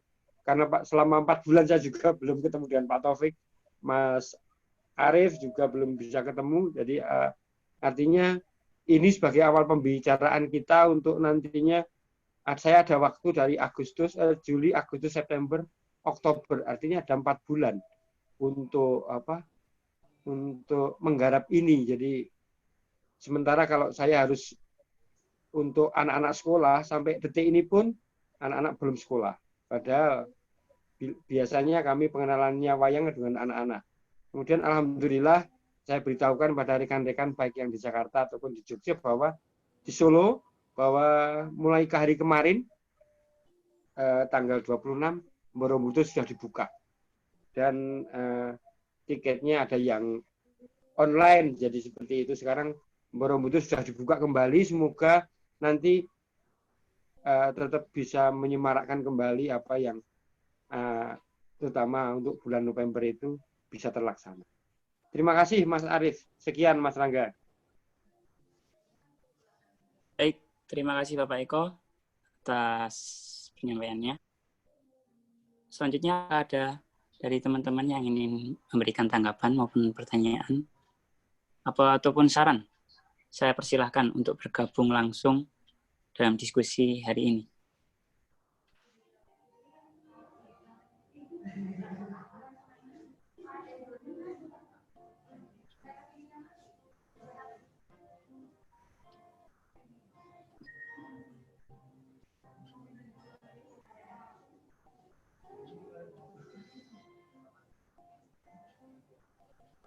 Baiklah, sambil menunggu, apakah ada saran atau Rangga? Ya, baik. Saya ingin tanggapan ya. Ya, baik, Bapak Taufik, saya persilakan. Ya. Pertama, memang pertanyaan Topan menarik sebenarnya tentang bentuk dari meditation walk ke depan ya. Memang kalau kita menggunakan istilah meditation walk, untuk kalangan tertentu ya, kalangan Buddhis misalnya, itu punya arti sendiri memang, bahwa meditasi itu bisa dilakukan dengan berbagai macam. Jadi bukan hanya duduk atau melakukan kegiatan semacam anapanasati atau semacam itu ya, tapi ada juga, terutama itu dikembangkan oleh Thich Thich Nhat Hanh ya, bahwa meditasi berjalan itu atau mencuci piring itu juga bentuk meditasi. Sebenarnya ini memang belum terlalu tepat dibandingkan dengan apa maksud dari laku wayang. Jadi kalau laku wayang itu memang bukan semacam meditasi, tapi perjalanan ke dalam diri. Jadi laku itu kan dalam budaya kita itu kuat sekali ya. Dia agak berbeda dengan yatra misalnya. Yatra melakukan perjalanan mencari air ke tempat tertentu, bukan. Tapi laku itu adalah sekaligus juga konfirmasi terhadap diri, sekaligus juga memberitahu kepada pihak luar, dan seterusnya. Dan kadang kegiatan itu nggak perlu dilakukan oleh orang lain, tidak disaksikan gitu, misalnya. Itu artinya, makanya mungkin singkatan dari laku wayang itu lawang itu, ngelawang itu. Ngelawang itu kan ada dalam tradisi kita ya. Sengaja memang melakukan kadang perbuatan, pertunjukan, menghormati sesuatu itu dengan ngelawang gitu, laku wayang. Nah, mungkin kita memang harus membuat satu pengertian atau istilah baru yang lebih bisa diterima memang dalam bahasa Inggris. Yes. Nanti ada, tapi kita paham ini maksudnya itu. Satu itu. Jadi bayangan saya nanti memang jenis kegiatan ini itu tidak untuk kerumunan. Jadi orang memang, makanya kalau itu melakukan rutin, orang melakukan berulang-ulang. Jadi nantinya juga kita nggak perlu misalnya melibatkan terlalu banyak orang, biarkan masyarakat berjalan seperti biasa, seperti ada. Tinggal harus membuat jalur perjalanan itu lewat mana sih sebenarnya. Kalau kita menggunakan jalur yang tradisional sekarang ini kan perjalanannya itu lewat jalan tembus itu ya, yang di depan jalan raya itu, dan sering itu sangat jalan rayanya terlalu rame ya. Apakah ada alternatif lain misalnya untuk menuju Borobudur, itu juga yang harus dilihat. Dan berapa langkah sebenarnya perjalanan harus ada dihitung besok itu. Dari Candi Pawon ke Borobudur itu sebenarnya berapa langkah sebenarnya. Harus dihitung karena dulu ukuran itu langkah atau jari, jarak jari, langkah, depa, tangan, itu ukuran-ukuran utamanya. Kita harus hitung itu nanti. Itu yang pertama. Yang kedua, masalah rempah ya, jalur rempah. Nah, memang sekarang menarik, kebetulan pemerintah itu ada program memang jalur rempah ini. Dan itu akan dikembangkan sampai dengan 5 tahun ke depan. Itu bukan program biasa, itu program diplomasi sebenarnya. Bahwa karena kita ingin menjadikan rempah ini atau jalur rempah sebagai salah satu jalur heritage diplomasi. Dan selama ini jalur rempah yang disebutkan itu adalah jalur rempah laut. Dan paling jauh kita akan menganggap itu adalah Maluku. Tentang cengkeh, pala, lada, hanya itu. Padahal jalur rempah yang ini itu adalah jalur rempah kolonial, versi kolonial sebenarnya. Versi kapitalisme yang ketika kolonialisme sudah muncul, perdagangan. Nah, rempah yang lebih tua itu sebenarnya rempah yang kaitannya dengan pohon kehidupan. Misalnya tentang Kalpareksa, itu sudah ada itu di Kutai. Begitu juga di Borobudur tentang Kalpataru. Jadi ini jalur rempah yang paling tua sebenarnya, dan ini yang kita perlu hidupkan. Jadi apa yang dilakukan oleh Cemplon, sebenarnya kita bisa kembangkan itu lebih luas lagi. Jadi juga bahwa kita ini di Borobudur sebagai justru salah satu utama, karena Anda coba lihat hampir seluruh di pahatan-pahatan relief Borobudur itu berbicara tentang tumbuhan, berbicara tentang rempah, berbicara tentang ini. Tadi saya bicarakan tentang Sari Ratanam itu, salah satu yang kita bisa kembangkan. Nah, bayangan saya, itu juga akan ada pasar rempah sebenarnya, itu yang belum kita buat di Borobudur ini. Tapi kalau Anda misalnya pergi ke Thailand, pergi ke Kamboja, tentu saja apalagi India ya, dan kemudian kalau Anda lihat sekarang di Istanbul juga, terutama dari dulu itu, pasar rempah itu menjadi pasar yang paling utama. Di kita ada pasar rempah, tetapi nggak pernah dikemas. Di Solo itu pasar rempahnya cukup bagus. Nah, kalau di Borobudur ini,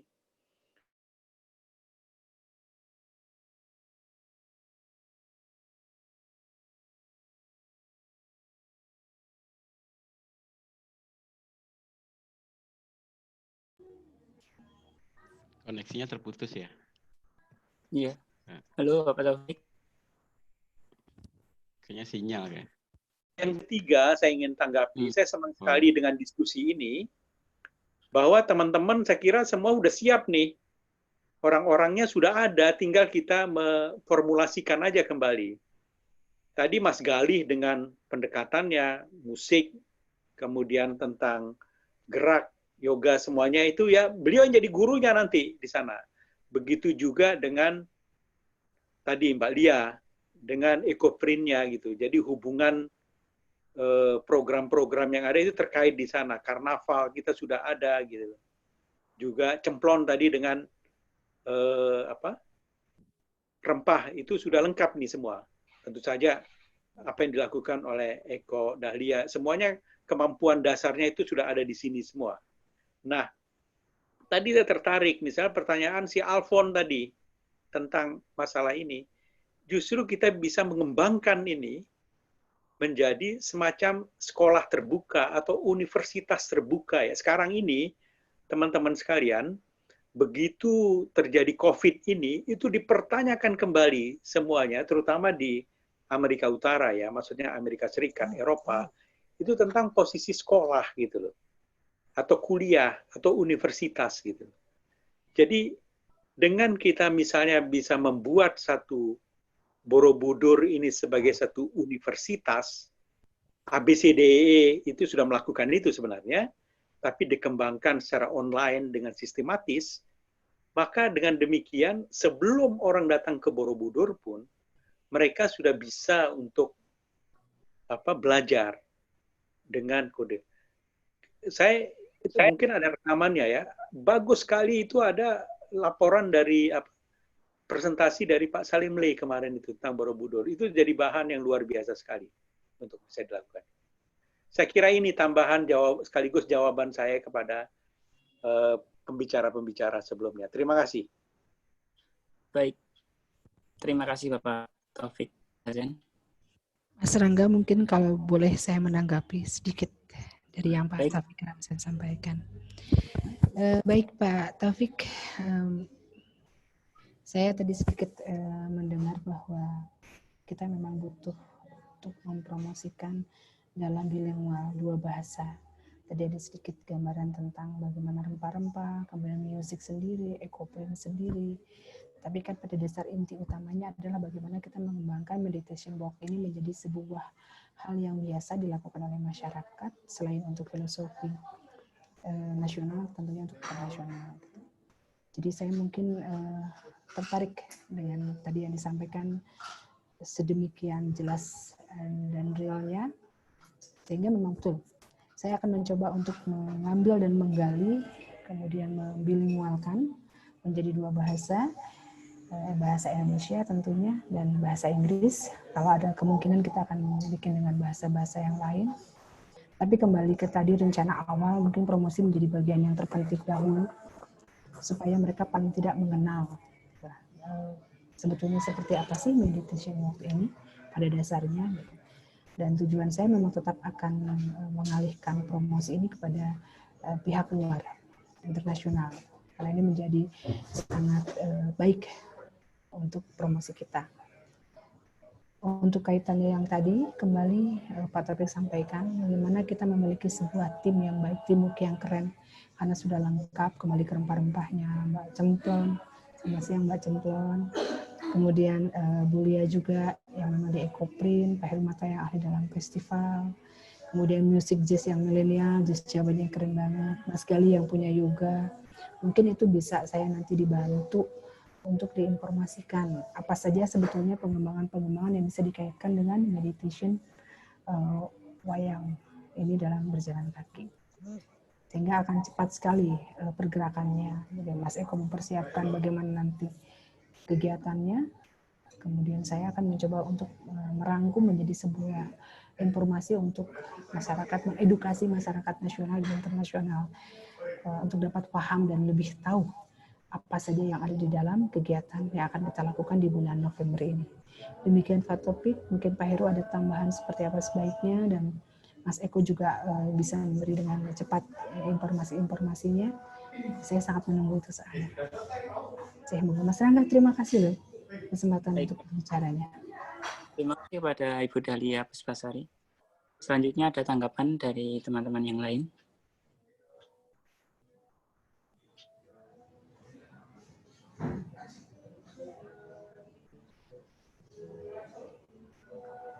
Dari Bapak Heru Mataya, Bapak Eko, atau dari teman-teman yang lainnya.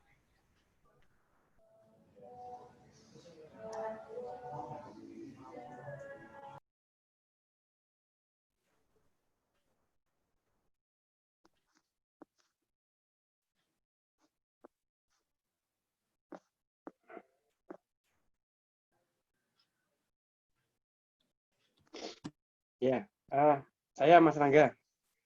Ya, saya persilahkan. Ya, dari diskusi dan dari beberapa narasumber, saya mengucapkan terima kasih. Nantinya ini menjadi bahan-bahan saya untuk simulasi di bulan November. Tentunya saya masih harus sangat berhati-hati karena jangan sampai nanti kegiatan ini malah menjadi sebuah yang blunder untuk penyebaran gitu loh maksud saya. Jadi saya harus berhati-hati, akan betul-betul menerapkan SOP kesehatan secara protokoler. Jadi harapan nanti keberanian saya nanti setelah bagaimana saya akan mengetahui Borobudur ini dibuka selama beberapa hari.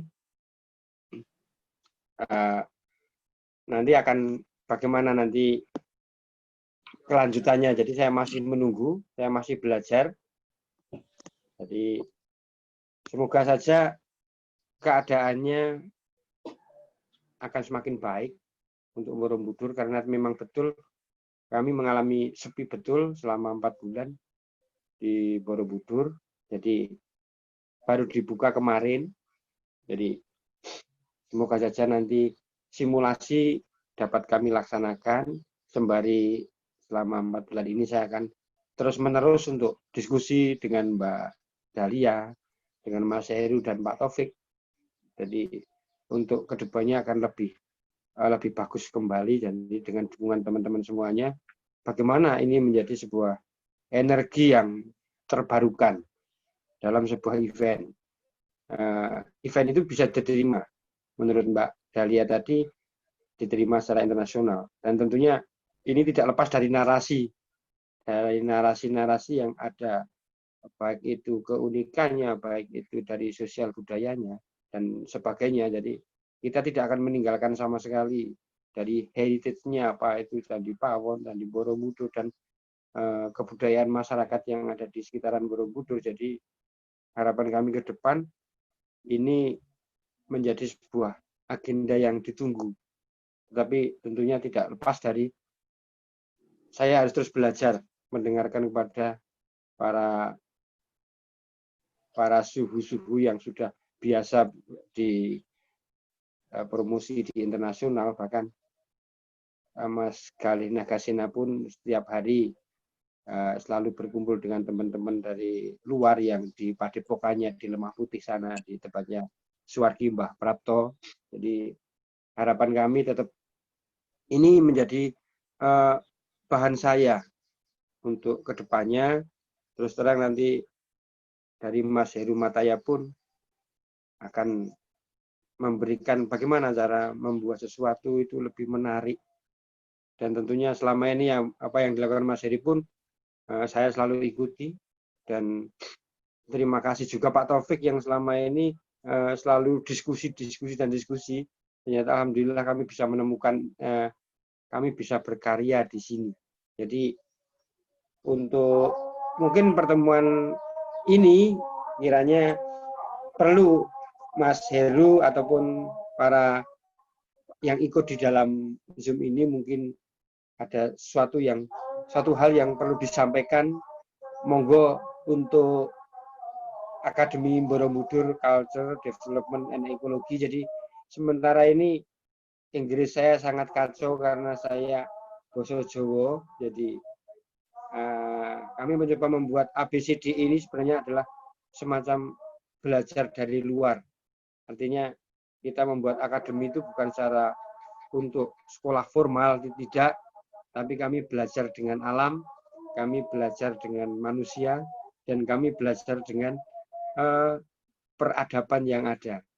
Mestinya ketika kita melihat Borobudur dan Candi Pawon, yang membangun itu tentunya DNA-nya sangat cerdas. Jadi apakah kami dan generasi plus 62 itu, anak-anak saya, masih bisa istilahnya mendapatkan generasi yang begitu hebat, baik secara pemikiran, secara teknologi, dan sebagainya. Jadi tentunya harapan kami ke depan hanya dengan perjalanan ini, semoga itu membawa perubahan apapun, dan ini diberkahi. Terima kasih Pak Taufik, Mas Heru, dan Mbak Dahlia, Mbak Lia, Mbak Semplon, Mbak Kris, dan semuanya yang telah, terutama Mas Galih, yang banyak, dulu saya banyak belajar dengan Romo Dalem, jadi semenjak Festival 5 Gunung ke-1-2, Suwargi Romo Prapto selalu ke tempat saya. Terima kasih. Swargo Langgeng Kagem Romo, Mas Galih. Matur sembah nuwun. Demikian Mas Rangga, tambahan dari saya.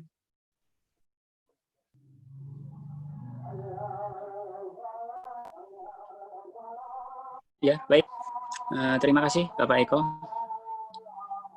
Selanjutnya ada tanggapan dari teman-teman yang lain. Saya hanya menambahkan saja bahwa Zoom sore ini adalah Zoom pertama kita, artinya memang hari ini kita sedang berproses untuk mengenalkan potensi-potensi yang ada. Artinya memang kali ini kita ingin melihat potensi yang ada. Kalau kita lihat dari beberapa teman-teman dengan berbagai bidangnya, dan mudah-mudahan memang ke depan akan kita lebih fokuskan tentang working walking-nya ini, artinya memang programnya akan kita coba kerucutkan kembali. Artinya potensi yang sudah ada ini akan kita coba kerucutkan untuk sesuatu yang telah kita bahas pada sore hari ini. Kalau kita lihat tadi apa yang disampaikan Mas Tovan, nanti mudah-mudahan ini akan coba Mas Tovan ini kan juga merekam acara ini, jadi nanti setelah ini kita bisa secara khusus nanti ada Mas Tovan, ada Mbak Lia, ada Mas Eko dan sebagainya untuk bisa mengerucutkan ini menjadi sebuah program, karena waktu bulan November juga tidak jauh ya, kalau kita bilang ini sudah masuk mau ke Juli, jadi persiapannya memang harus mulai dari sekarang. Programnya seperti apa yang berkaitan dengan protokol kesehatan juga. Artinya memang program yang bulan November itu semacam promosi semacam simulasi dari program yang mungkin akan lebih utamanya itu akan dilaksanakan pada 2021. Jadi 2020 ini semacam simulasi bagaimana potensi-potensi yang ada di Borobudur dengan tema yang kita ketengahkan tentang meditation walk ini bisa kita laksanakan, dan saya yakin dengan sesuatu yang ada ini bisa terlaksana. Dan mudah-mudahan nanti memang setelah ini kita akan ketemu lagi Mas Iko melalui darat agar kita fokuskan, dan mungkin akan ada lagi Zoom kedua tapi lebih pada mempromosikan program ini lebih ke masyarakat luas. Artinya nanti juga bagaimana masalah peserta, bagaimana promosinya dan sebagainya. Itu Mas moderator, terima kasih.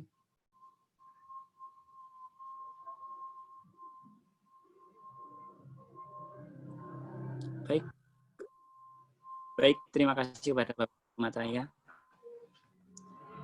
Untuk selanjutnya, apakah dari teman-teman yang ingin menanggapi atau memberikan saran?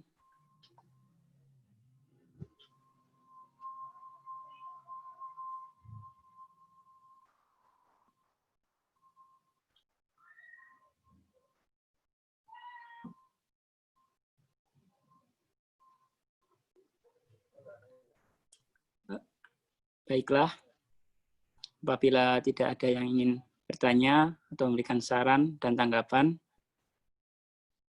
untuk acara diskusi pada sore hari ini, kita tutup dengan ucapan terima kasih kepada narasumber yang telah hadir, pada Bapak Eko Sunyoto, Bapak Taufik Razen, Bapak Heru Mataya, dan Ibu Dahlia, serta teman-teman yang ikut berpartisipasi dalam diskusi sore ini. Semoga untuk kedepannya kita bisa melakukan diskusi lebih lanjut, dan harapannya semoga acara yang akan dilaksanakan dapat tercapai dengan harapan yang lebih baik. Sekian dari saya, kurang lebihnya mohon maaf. Terima kasih, sampai jumpa kembali. Salam budaya.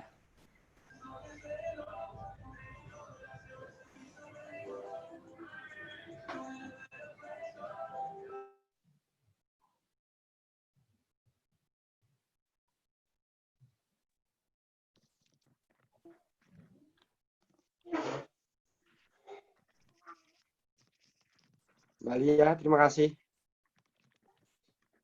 Terima kasih Mbak Lia. Mbak Lia, Templon, Pak Taufik. Ya. Tinggal ini Pak Eko.